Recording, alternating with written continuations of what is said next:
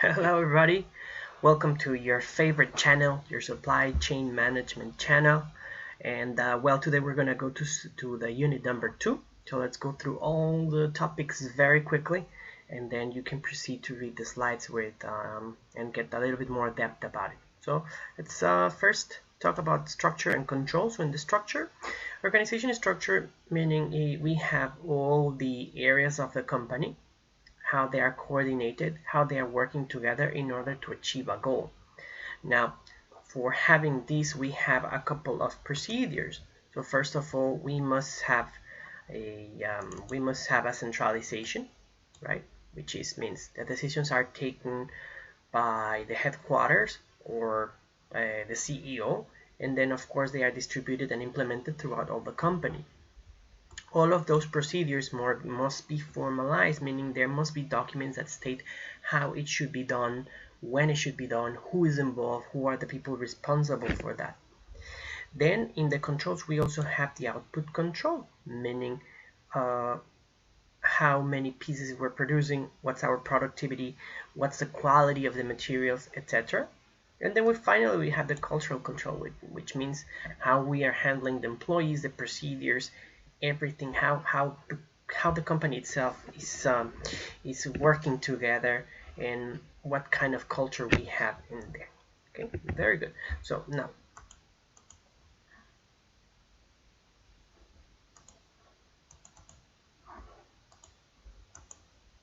let's go to the network structure. So then the network structure, so here we need to understand that companies do not work isolated. They need to communicate with their suppliers, they need to communicate with their distributors, and every single action has a reaction. The moment that we have, for example, right now with coronavirus, we have a high demand of face masks. That means that the supplier needs to produce more. I mean, not the supplier of the mask, the supplier of the materials of the mask. So everything becomes a chain. Again, this is part of the supply chain. So we need to understand that these structures work in a very tight manner, and everything has an implication. Every action has an implication. Now, when we're talking about the different suppliers, we have the first tier suppliers and the second tier suppliers. First tier suppliers are those ones who are directly involved with the supplies of the company. Which in this case, for example, we can say in the production of the masks. No, we can say that the fabric for producing them, or the rubber for producing them, that's a first tier supplier. And a second tier supplier will be maybe perhaps those suppliers that perhaps supply the machines for producing all these masks, or service those machines. So we have there a good example of first and second tier supplier. Now, when we were talking about all this supply chain production, we want to make it as efficient as possible. But in the industry, we don't say just let's make it efficient. So we try to make it as lean as possible. And let's think about it like lean, as in the term in English, fat and lean. Means fat, there's a lot of things that you don't need, right? That your body doesn't need, and lean is skin, is just the core is there, and that is precisely what we want in a company. We just want the core. So we want to reduce the wastage of time, the waste of human resources, the waste of material, the waste of effort, and of course the waste of money. So that is what we want in a lean production. So for this one, we have how we can do better production, how we can use cross-functional teams so there's better communications, producing just what we need, wasting zero, and of course have a good cooperation with the suppliers. Now, with the procurement structures, we have centralized, decentralized, and the cross-functional. In the centralized, as we can see in the image in here, we can see that everybody or all of the decisions are reliant on a central department. So that of course generates higher control but less flexibility. On the second one, we have decentralized, meaning the teams are getting more independence. They have freedom over the decisions that they take. Problem with it is that somehow the company has less control over the budget or over the money. They don't know what they're using this money for, or they take longer to know what they're using this budget for. And then lastly, we have the cross-functional, where we have different departments. Some things are centralized, some things are decentralized. It's a very good mix between the centralized and decentralized, and nowadays it's the latest trend, how we can use a connection of all the resources through electronic means. We are using the electronic supply chain management to make it more efficient. Now, when we are setting the procurement system, we have to implement policies. What kind of policies? Well, we have to make sure that there's rules and regulations of how are we going to do the procedures, right? What we buy, who we need to report, how much budget we're going to be spending, and then of course align all those procedures with what the company wants to achieve. We want to be a cheap company, so we have to make sure that all the procedures are as cheap and as efficient as possible. We want high quality, we want all the materials to have as much as quality as possible and produce with zero defects as possible.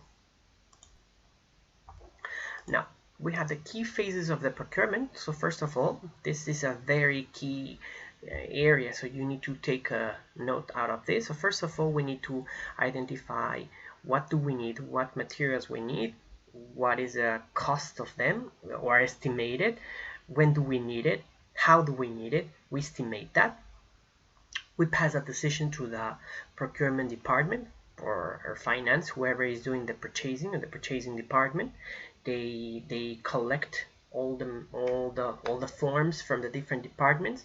They proceed to order, and then of course they do a request for quotation, meaning they request for a price, how much they are going to pay for this, right?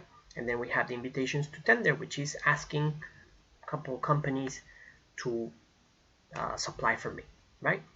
After that, then I go and create a contract. When I say, okay, you will supply me at this price, I will pay you on this day under these circumstances. It can be by cash, it can be on credit, and there's different procedures to follow, right?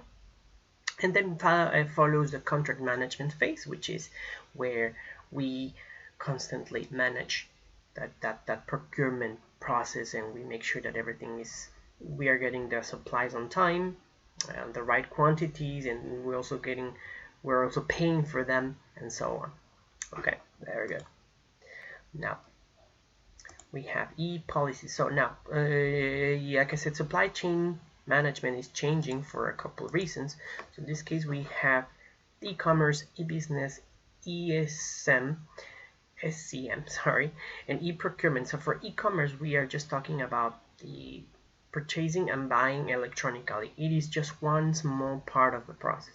We're talking about e-business is a larger umbrella where we really identify all the processes and we start to make them electronically as much as possible. We start to automate, we start to use AI or any procedures or any softwares that can enhance this procedure.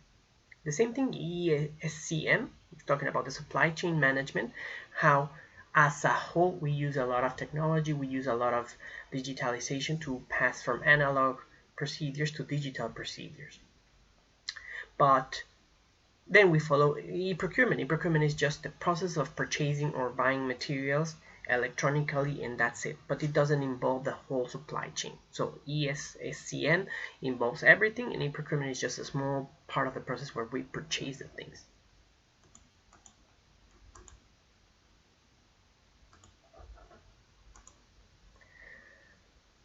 And finally, we have the procurement manuals. Procurement manuals are very important because they outline the rules for purchasing, whether it's centralized, decentralized, the procedures, how we have to pay, how we have to do the invoices, how we have to make purchases in terms of emergency. If there's any cases of emergency, how are we going to proceed to buy?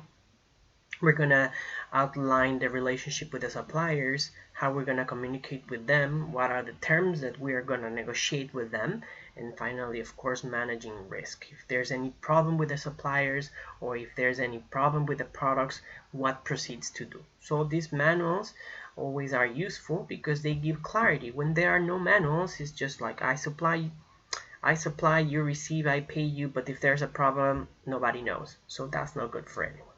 Okay, very good. So that is all for today. So again, if you have any questions, make sure that you go through the eCampus and ask me through the forum. You ask me by emails, it's gonna be a whole mess, and some of you have the same questions, so it's easier for you to go through the forum and check if there's any questions that are the same ones as yours. And for me, I'll be checking them at least 3 or 4 times a day, so it will be the fastest way. Thank you so much, stay safe, and I'll see you very soon. Bye.